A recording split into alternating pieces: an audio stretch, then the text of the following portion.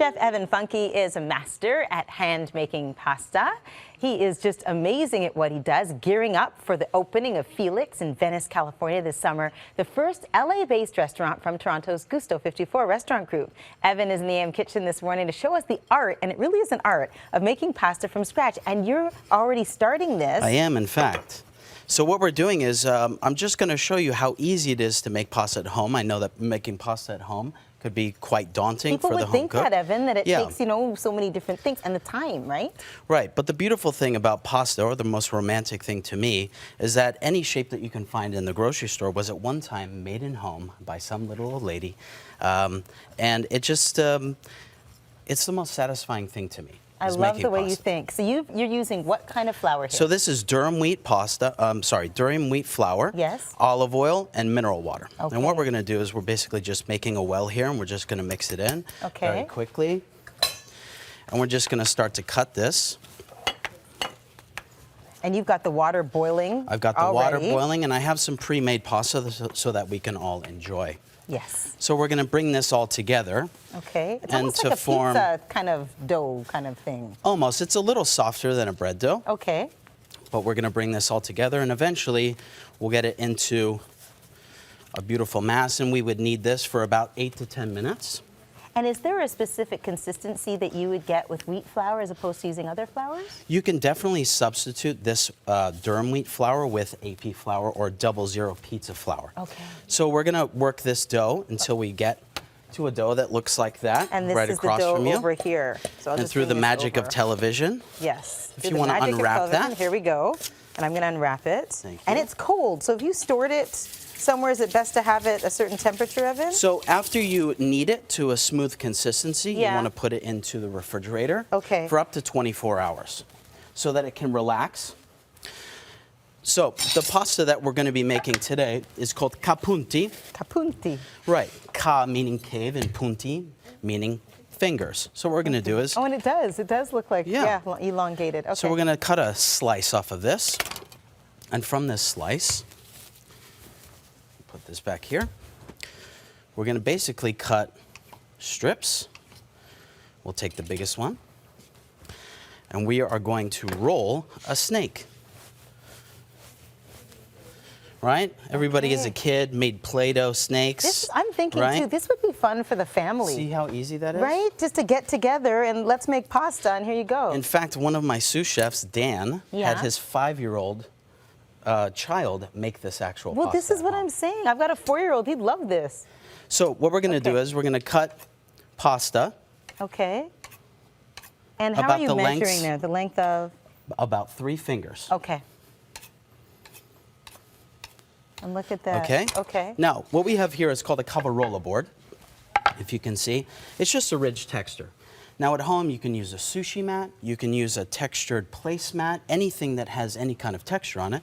Take the pasta. And that's how you get the markings. And pull back. Okay, Evan, that's so cool. Isn't that gorgeous? That is so cool. Look at that. Look at that.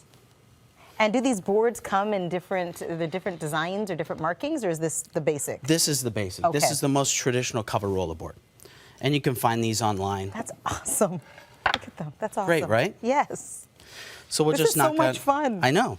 Okay, so I devoted 15 years to this. I can see why. I can see why. Okay, this is... All right, so... Just go rolling off. Very quickly, we'll just finish this. Okay, fantastic, right? So we're going to put this away. All right, we'll take these and save them for later. Okay. All right, so now what we're going to do is we're going to take these capunti and we're going to make the quintessential Roman pasta sauce, cacio e pepe. Cacio is the Roman dialect for the local cheese made from sheep's milk. And pepe is pepper, because I see a whole lot of pepper in that pan. Exactly. Love pepper. Okay, so we want to toast the pepper, okay? Okay. This brings out the essential oils in the pepper. It makes it quite spicy. Okay. And we want low to medium heat here, so we're just going to turn it up just a touch here. Okay. Okay, to about 5. All so we have salted boiling water. All right. What we're going to do is we're just going to add a touch of butter. I'm making enough for everybody here. So we're going to add a little. The more the merrier, Evan. Things are better with butter. This is very true. Now, I've been called anti-Roman for putting butter into cacio e pepe, but I've been eating, as you can see, butter professionally for 15 years, and I've eaten this in Rome enough to know that people in Rome are actually using butter and cacio e pepe to bring a kind of warmth and richness. Yeah, we're to going the with your recipe. Okay, what else goes in this? So, oh, excuse me. That's okay. So we're going to take a little bit of this pasta water, and this is essentially our sauce. That's it. Wow. And we'll turn this guy up a little bit. Okay. And make the And sauce. we've got about maybe a minute left. Okay, no problem. So we'll fire the pasta here. Okay. We're going to go into, excuse me. And look how into good the they water. look. And how long would you leave those in, Evan? These are going to go for roughly a minute. But look how quickly we made the pasta. Well, I shouldn't say we, you. Look how quickly. We made it together. We made it together, in kinda. spirit. In So this spirit. is a simple sauce. It's a very simple sauce. Very simple sauce. Oh, yummy. How about we do this? You finish up, and we'll come back and we'll close in the kitchen. Fantastic. Sound good? You're a good Absolutely. partner. Thank you so much. This is good. You'll find Chef Funke's recipe on our website, canadaam.ctvnews.ca. We're going to come back here in the kitchen to close with Evan. Back with Chef Evan Funke and his homemade good pasta and good sauce. Look at that. Oh, I yummy. can't believe how simple that sauce is. It's amazing, really. You just started with pepper in the pan, added some butter, a little bit of the pasta water. That's right. And now we're going to add some pecorino romano, which is a sheep's milk cheese. That just makes life better right there. That's right. The cheese, it sure does. And that pasta didn't take long at all, Evan. Not at all. So Not at all. I'm going to ask you, Evan, just quickly. We Please. only have a minute left, but just tell it when I was saying something about, the old tradition, the history, and you said about Italy. What did you just tell me? Which was interesting about what it took to bring together. Well, Italians have 26 centuries of culinary tradition, but really only at about 150 years of unification. And it was actually a cookbook that brought everyone together. How apropos. Isn't that great? Please Yes, it is. enjoy. Oh, we will be enjoying, Evan. This is great. It's so good to have you here. Thank you so much. We can all do that. We can do what you know what? That's what we need to do. We have to have a pasta making competition, you guys. The Canada AM. Count me in, please. Pasta Bon making appetito. showdown. I'll try one. Okay. Okay, here we go. There we This is go. Bon awesome. Chef, appetito. thank you so Okay. much for coming in. My pleasure. Oh, there you go. Oh my gosh.